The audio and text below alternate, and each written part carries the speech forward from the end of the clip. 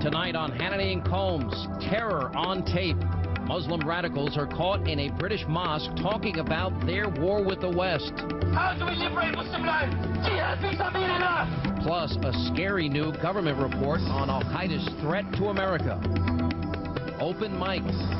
John Edwards and Hillary Clinton are caught in a whisper campaign, and Dennis Kucinich is outraged.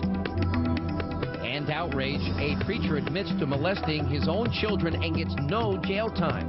All of that plus more fallout from a senator's dealings with the D.C. madam. Hannity and Combs starts right here, right now.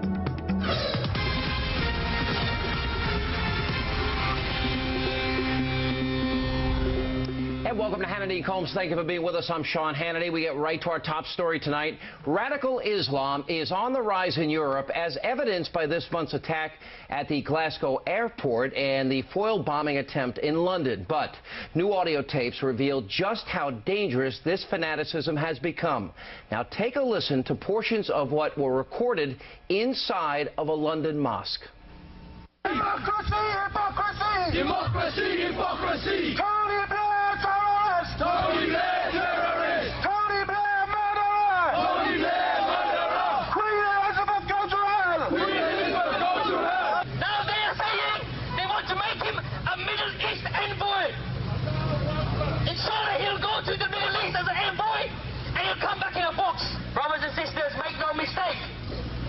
Make no mistake, the British government, the Queen, the MPs in this country, they are enemies to you, enemies to Allah, and enemies to the Muslims. I don't believe there's anything called freedom of religion, because freedom is an absolute term. Because what is religion? Religion per se is a set of ideals, set of customs that people adhere to. Now, are we to say that Muslims, for instance, can practice Islam fully in America? Say, for instance, I was a Muslim in America. Could I call for the destruction of the American government and call for the Islamic State in America? No. So where's the freedom of religion? There is none. Joining us now is the radio host who made those recordings, nationally syndicated radio host Rusty Humphries, and the editor of WorldNetDaily.com, Joseph Farah, is back with us. Guys, welcome back to both of you. Good to see you. Rusty, this is chilling and this is frightening. I want you to explain, the circumstances under which these tapes were recorded, and were these considered mainstream mosques? Well, Sean, I had gone to Afghanistan, and after Afghanistan went to London just to go see what was going on, and I went to the London Central Mosque, which is supposed to be pretty moderate. I went there because I'd been hearing that things had been happening, and when I got there, these protests were going on, and there was about 3,000 people there. And what was really surprising to me is I didn't hear anybody say, "You're not speaking in my name, you're not speaking for me, be quiet." What I saw was 3,000 people cheering and chanting in agreement. Yeah, Joe Farah, you've been chronicling this in a lot of detail now on WorldNet Daily, and I've been reading often the things you have. We showed tapes on our Sunday night program where supposedly mainstream mosques, we hear the anger, we hear the antipathy, we hear the talk about Blair and, this desire for an Islamic State. What's frightening about this is supposed to be from mainstream Islam where these tapes are being recorded. Isn't that the problem? Well, it is, Sean, and this particular incident that Rusty was fortunate enough to record for us took place in what is now called Londonistan, but it could just as easily have been taking place in Washingtonistan. You know that these types of activities are going on every single day in the United States of America. Our enemies are here. They're not just in Iraq and Iran and Afghanistan. And these people are very comfortable. If you notice their demeanor, they're comfortable. These are people who are recruiting. And I think it's time that we made them feel a little bit of discomfort. Yeah, well, Rusty, I want to give a little bit more detail in terms of the circumstances. Did you personally go in? Were they not aware you were there, or were they just not aware you were recording this? They were aware. It was Friday night prayers, prayers like they have every Friday, and I was there, and they didn't seem to mind too much. Let me tell you, Joseph is absolutely right. There was no fear with what they had to say, and there were police standing right there, and they had no problem saying what they had to say. You know, Joe, with all that we've now developed and the videotapes that we were able to show, these recordings that you've had, other instances, there's been a lot of talk about the silence of moderate Muslims, you know, not being as openly critical against those that would hijack their religion. Does this all come together for you? Is this a bigger problem, in other words, sympathy for the extremist movement, than maybe the world is willing to face?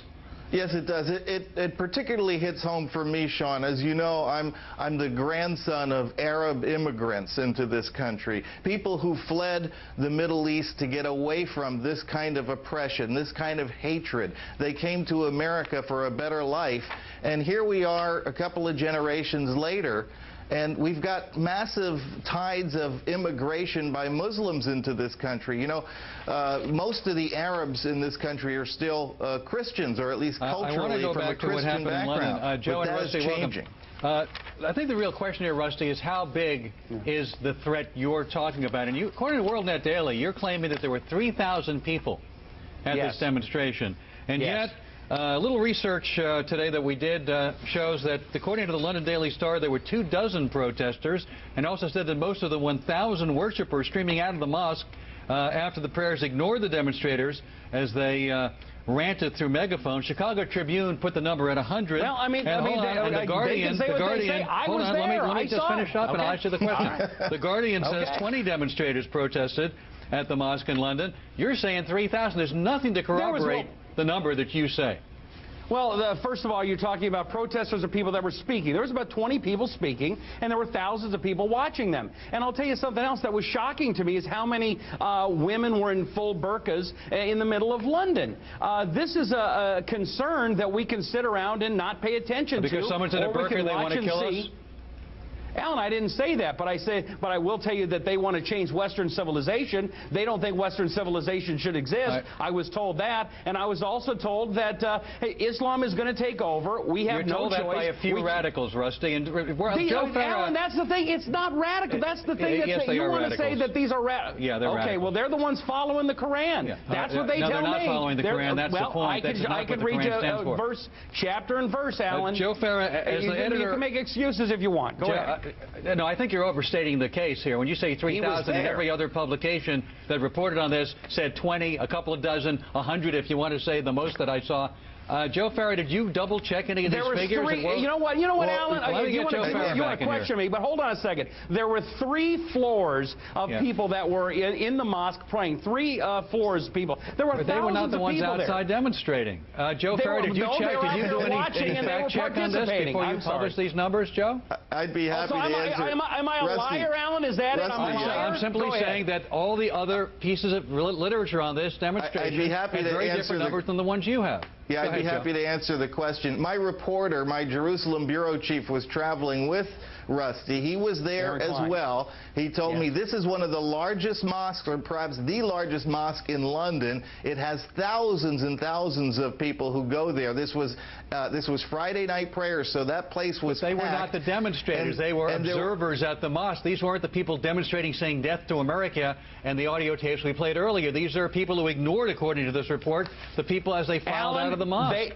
Some people left, absolutely. Nobody stood up and said, you're not speaking in my name. Nobody said that you're wrong. Nobody stood up and said, hey, stop what you're doing. You're hurting Islam. Not one person. Did everybody that was at that prayer meeting stay and participate in the protest? No. But quite a few of them did. Thousands did. All right, Rusty and Joe, thank you both for the shocking report. Appreciate it. And still to come tonight, more on the strength and capability.